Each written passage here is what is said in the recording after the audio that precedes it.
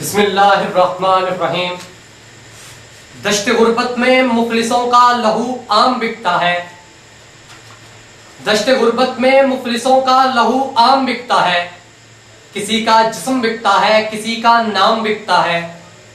حرص کے بازاروں میں حفا کی بیٹی کا آنچل پہلے صبح کو بکتا تھا مگر اب ہر شام بکتا ہے۔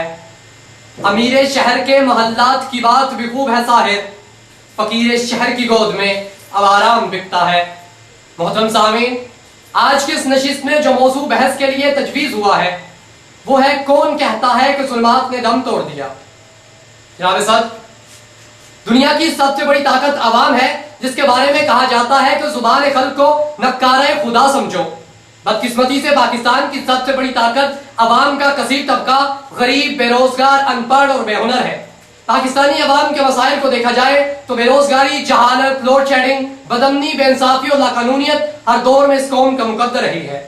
پاکستان ایک ایسا ملک ہے جس کی 20 کروڑ عوام بھیک پر زندہ ہے، جس کے حکمران 60 وزراء کا لشکر تیار کرتے ہیں اور یہ لشکر اپنی تنخواہوں کے لیے IMF کے سامنے کشکول رکھتے ہیں، جس کی سرزمین پر روزانہ نیٹو فورسز حملے کرتی ہیں اور پوری حکومت ایک کمزور سا احتجاج کر کے خاموش ہو جاتی ہے، جس میں ملک توڑنے، ملک لوٹنے اور ملک کو برباد کرنے والوں کو اقتدار ملتا ہے، جبکہ تندور سے روٹی اٹھانے والے پر پوری تعزیرات پاکستان الٹا دی جاتی ہے۔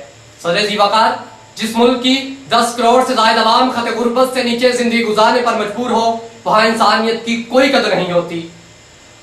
ملیں کیا اسی لیے ریشم کے تھان بنتی ہیں، ملیں کیا اسی لیے ریشم کے تھان بنتی ہیں کہ دختران وطن تار تار کو ترسیں۔ صدر ذی وقار، میں اپنے مخالفین سے پوچھنا چاہتا ہوں کہ کیا پاکستان کی 80% عوام کی انصاف تک رسائی ہے؟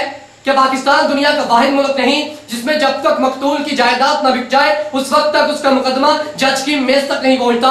کیا اس ملک میں روزانہ 20 لوگ قتل نہیں ہوتے؟ کیا اس ملک میں ڈاکے فیشن نہیں بن چکے؟ اور کیا یہاں اغوا اور اعتوان معمول نہیں؟ کیا یہ سچ نہیں اس ملک میں اگر غریب کے بچوں کو تعلیم چاہیے تو اپنے گردے بیچ کر بچوں کو اسکول داخل کروائے؟ کیا یہ سچ نہیں اس ملک میں ضروریات زندگی اوسط آمدنی سے 3.5 گنا مہنگی ہے؟ کیا یہ سچ نہیں اس ملک میں بے روزگاری کا یہ عالم ہے؟ پولیس جس ڈاکو، جس قاتل کو پکڑتی ہے اس کی عمر 20 سے 30 برس کے درمیان نکلتی ہے۔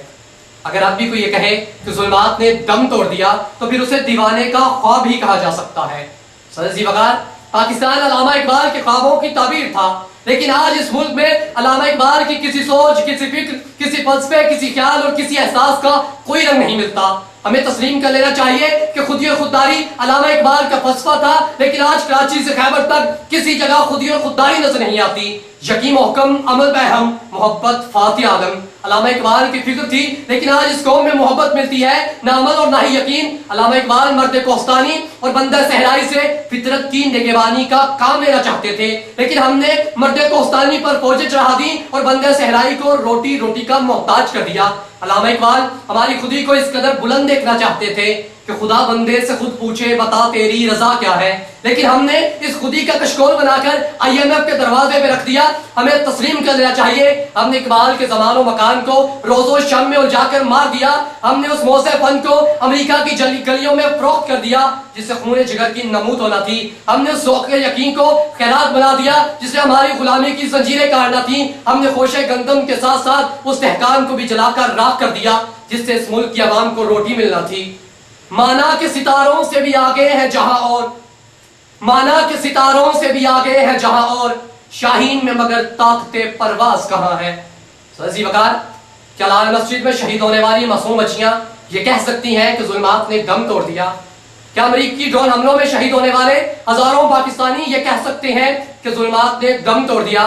کیا امریکہ کی جیلوں میں تشدد کا نشانہ بننے والی ڈاکٹر عافیہ صدیقی یہ کہہ سکتی ہے کہ ظلمات نے دم توڑ دیا؟ کہ اسرائیل کی بمباری سے تباہ غزہ یہ کہہ سکتا ہے کہ ظلمات نے دم توڑ دیا؟ کیا برما میں شہید ہونے والے ہزاروں مسلمان یہ کہہ سکتے ہیں کہ ظلمات نے دم توڑ دیا؟